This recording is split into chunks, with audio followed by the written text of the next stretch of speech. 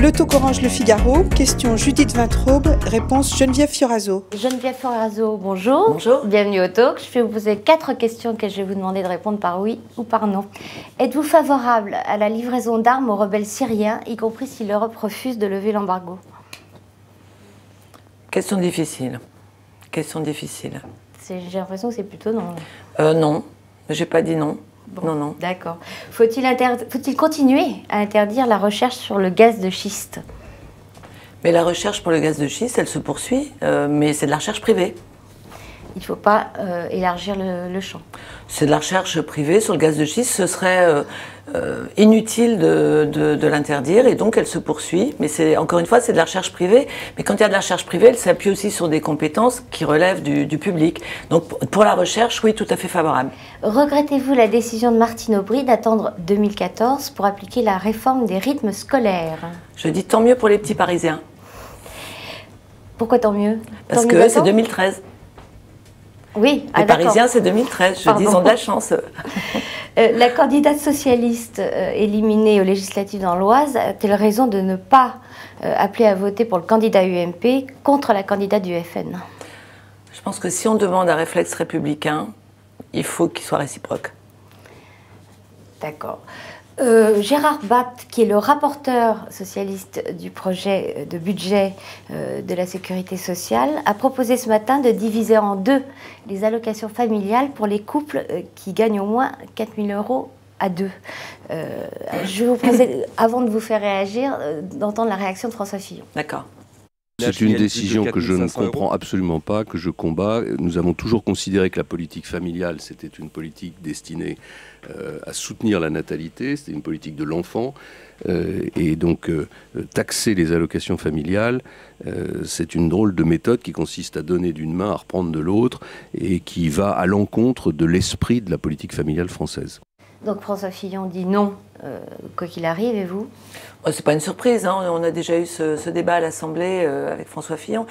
Moi, je pense qu'en période de difficultés budgétaires, hein, ça c'est incontestable, on peut tout de même envisager de conditionner le montant des allocations familiales au montant des revenus. Donc ça, c'est plutôt pour le plafonnement selon les ressources. Je pense que si c'est aussi simple que de dire on divise par 2 pour ceux qui gagnent 4 000, ce serait simple, hein, si on pouvait prendre des dispositions comme ça. C'est bon niveau, 4 000? C'est les riches? Non, mais je pense que non, faut, là encore, ne pas stigmatiser et faire plutôt des choses où on évite les effets de seuil, précisément. Donc, à mon avis, bon, il a voulu poser le problème, je pense, mon ami Gérard Bapt, il l'a posé de façon, voilà, un peu abrupte, on dira. Je pense que c'est pas si simple que ça, il faut bien regarder l'impact et sûrement il faut faire plusieurs scénarios et regarder l'impact. Il faut beaucoup se méfier pour les mesures fiscales. Moi, je l'ai appris aussi. Vous-même, vous aviez eu une idée. Je l'ai appris. Vous aviez préconisé la suppression de la demi-part fiscale. Absolument. Pour les parents d'étudiants. Le gouvernement a finalement tranché, ce sera non. Oui. Qu'est-ce que vous avez appris? Eh bien, j'ai appris qu'il fallait être prudent dans les mesures fiscales et surtout qu'on ne pouvait pas tout faire à la fois. Donc, si on cible les allocations familiales, il faudra faire quelque chose vraiment en biseau. Mais pour l'instant, encore une fois, rien n'est fait, aucune décision. Il y a une mission qui a été confiée. Mais vous continuez à penser que c'était une bonne idée et que Moi, je pense que en période de difficulté, ça n'est pas complètement stupide de penser à ça. Et puis, c'est de la justice aussi. Donc, vous la versez au débat? Oui, je la verse au débat, exactement. Pareil pour l'allocation logement, même si elle est universelle pour les étudiants. Il me paraît normal, en période de crise, il me paraissait normal de pouvoir envisager de tenir compte des revenus réels de la famille. Voilà, mais encore une fois, avec des aides en biseau. Je pense qu'il faut beaucoup se méfier des effets de seuil. Vous présentez demain au Conseil des ministres un projet pour l'enseignement supérieur et la recherche. Certains vous reprochent, notamment l'association Sauvons la recherche, de ne pas avoir rompu avec la logique de la réforme pour l'autonomie de Valérie Pécresse. Que leur répondez-vous? Je réponds que l'autonomie, c'est Edgar Faure qui l'a mise en place il y a 50 ans, puis Alain Savary et Valérie Pécresse. Ce qu'elle a opéré en réalité, c'est un transfert des salaires, de la masse salariale de l'État vers les universités, sans assurer d'ailleurs l'évolution financière de cette masse salariale, ce qui fait qu'aujourd'hui les universités sont en difficulté. En réalité, moi, dans toutes les critiques que je vois, la principale critique, c'est quand même lié aux moyens. Et moi, j'ai trouvé une situation extrêmement difficile quand je suis arrivée, avec des impasses budgétaires, un 10e mois de bourse annoncé mais pas financé, plus de 400 millions d'impasses budgétaires et des universités en difficulté s'aggravant progressivement depuis le passage à l'autonomie. Donc l'autonomie, j'y suis favorable, je suis socialiste, je suis favorable à l'autonomie. L'autonomie, c'est un beau mot, c'est de la confiance avec un État stratège, un État qui assume ses responsabilités. Donc nous sommes en train, mais ça ne relève pas de la loi, nous sommes en train d'aider les universités à s'organiser et à faire en sorte de sortir du rouge.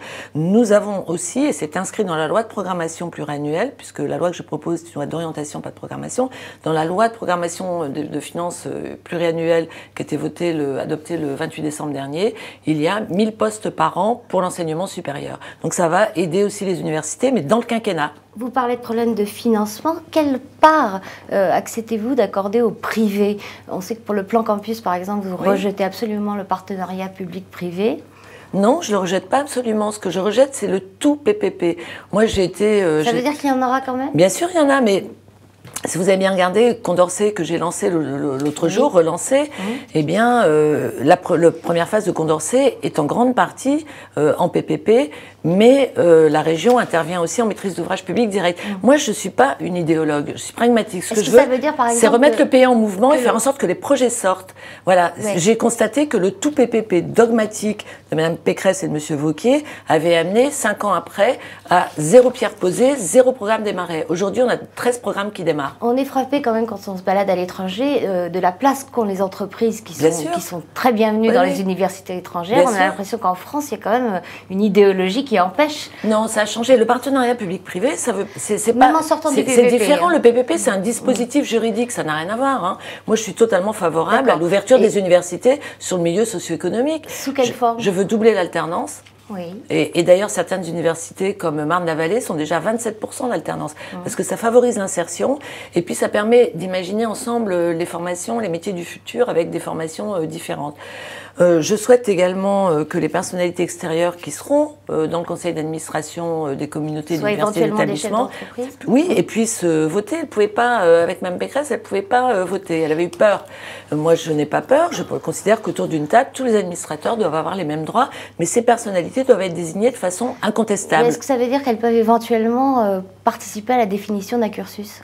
Ça veut dire qu'elles doivent se situer de leur point de vue, dire voilà, nous entreprises, c'est à ça qu'elles servent dans un conseil d'administration. C'est quand l'entreprise dit bah écoutez, voilà, il manque par exemple, et c'est vrai en France aujourd'hui, il manque 5000 informaticiens. Hein, eh bien, ce serait quand même intéressant que d'abord on trouve des profs en informatique, parce que tous les spécialistes en mathématiques appliquées du coup sont dans les entreprises, donc qu'on ait des intervenants qui viennent de l'extérieur, puis qu'on réfléchisse à la façon dont on peut attirer les jeunes vers ces filières. Et vous pensez que toute la gauche peut accepter cette ouverture aux entreprises? Mais l'accès à l'emploi, c'est la première des solidarités, et la solidarité... Moi, je dis pas le contraire. La solidarité, c'est un principe fondateur de la gauche. Ne croyez pas ça.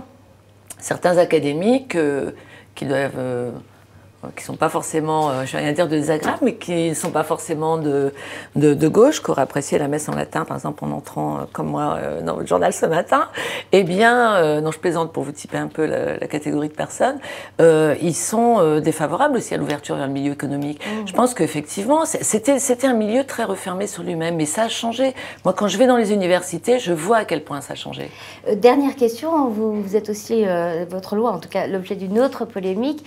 Une partie de la droite vous reproche de favoriser l'anglais au détriment du français en autorisant des enseignements et des diplômes en langue étrangère. On sait que les langues étrangères, en fait, c'est souvent l'anglais. Quel pays veut-on être ? Moi, j'étais en Corée il y a 15 jours, 59 millions d'habitants, 3 300 000 étudiants. C'est notre... Je ne sais pas s'il parlait entre le coréen et le français. Attendez, c'est notre première poste à l'exportation, donc c'est bon pour l'emploi d'avoir des échanges avec les Coréens. Nous pourrions accueillir davantage d'étudiants coréens. On n'en accueille que 1000. Pourquoi on n'en accueille pas davantage? Parce qu'on n'a pas de cours en anglais. Donc si nous voulons élargir notre communauté francophone, amener davantage de jeunes du monde entier, je pense à l'Inde, j'ai parlé de la Corée, mais je pense à l'Inde, nous accueillons 31 000 000 étudiants chinois, 3 000 seulement étudiants indiens. Il nous faut développer les cursus en anglais en développant en même temps des cours d'initiation au français. Si nous voulons partager notre culture, il faut nous ouvrir. Le repli sur soi, c'est jamais bon pour la culture. Très bien, bon, on va finir là-dessus. Geneviève Fioraso, merci beaucoup. Non, merci à vous. Et à bientôt. Au revoir.